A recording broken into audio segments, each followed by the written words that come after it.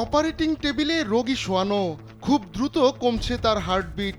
রোগীকে বাঁচানোর আপ্রাণ চেষ্টা করে যাচ্ছেন চিকিৎসকরা, কিন্তু কোনোভাবেই আর তাকে বাঁচানো গেল না।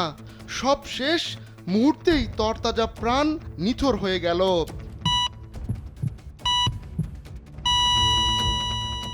এভাবেই মৃত্যু একদিন সবাইকে স্পর্শ করবে, কিন্তু বেঁচে থাকার আকুতি মানুষের আজীবনের। তাই অমরত্ব লাভের জন্য যুগে যুগে মানুষ হেন কাজ নেই যা করেনি। তবে যদি এমন হয় মৃত্যুর পরও মেলে দ্বিতীয় জীবনের সুযোগ, তাহলে কেমন হবে বিষয়টি? মৃত্যুর পর দ্বিতীয় জীবন দেওয়ার এমনই এক ব্যবসা খুলে বসেছে জার্মানির একটি প্রতিষ্ঠান টুমোরো বায়োস্টাসিস।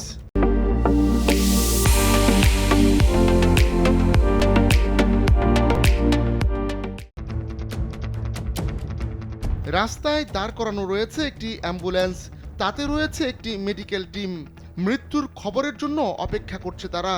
যখনই কোথাও কারো মৃত্যু হবে তাৎক্ষণিক সেখানে ছুটে যাবেন তারা। সেখান থেকে মৃতদেহ সংগ্রহ করে দ্বিতীয় ধাপের কাজ শুরু করবে ওই মেডিকেল টিম। মৃতদেহটিকে নিয়ে যাওয়া হবে ল্যাবে, তবে তার আগেই অ্যাম্বুলেন্সে ওই মৃতদেহকে করানো হবে গোসল।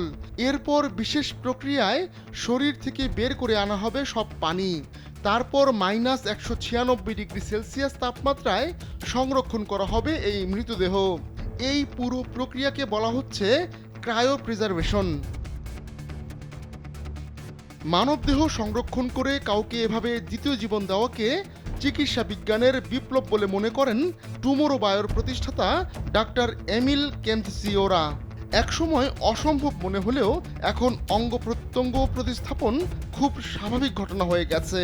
চিকিৎসা বিজ্ঞানের কল্যাণে আগামীতে হয়তো মরদেহে প্রাণ ফেরানো সম্ভব হবে। তাই অক্ষতভাবে দেহ সংরক্ষণ করা খুব জরুরি। যদিও এভাবে মানবদেহ সংরক্ষণ করে দ্বিতীয় জীবন দেওয়া যায় কিনা তা নিয়ে প্রশ্ন রয়েছে, আবার এর নৈতিক ভিত্তিও প্রশ্ন সাপেক্ষ। এভাবে মৃতদেহ একবার সংরক্ষণ করা গেলে পরবর্তীতে তা অন্য কারো দেহে প্রতিস্থাপন করা যাবে, আর এজন্য গুনতে হবে 2 থেকে সর্বোচ্চ $2.5 লাখ পর্যন্ত। এই ক্রায়োনিক্স প্রক্রিয়ায় মৃতদেহ একবার সংরক্ষণ করা গেলে পরবর্তীতে তা অন্য কারো দেহে প্রতিস্থাপন করা যাবে। এজন্য গুনতে হবে 2 থেকে সর্বোচ্চ $2.5 লাখ পর্যন্ত। আবার কেউ চাইলে পুরো দেহ নয়, বরং শুধু মস্তিষ্ক সংরক্ষণ করতে পারবেন। এতে খরচ পড়বে $80,000, কিন্তু তারপরও খরচ এত বেশি হওয়ায় অনেকেই ইন্স্যুরেন্সের মতো পন্থা বেছে নেন। শুধু মানুষ নয়, পশু পাখিকেও এভাবে ক্রায়ো প্রিজার্ভেশন করে টুমোরো বায়ো। বর্তমানে কোম্পানিটির সদস্য রয়েছে 650 জনের বেশি। বিশ্বের 45টির বেশি দেশের 2 শতাধিক শহর জুড়ে নিজেদের কার্যক্রম পরিচালনা করছে টুমোরো বায়ো। আর তাদের কাছে ক্রায়ো প্রিজার্ভেশন করা রয়েছে 7 জন গ্রাহকের মরদেহ। টুমোরো বায়ো এভাবে ক্রায়োনিক্স পদ্ধতি ব্যবহার করে দ্বিতীয় জীবন দেওয়ার কথা বললেও বিজ্ঞানীরা তাদের এই ধারণার সঙ্গে একমত নন। কেননা এভাবে পুরো দেহ সংরক্ষণ করে দ্বিতীয় জীবন দেওয়ার নজির একটিও নেই।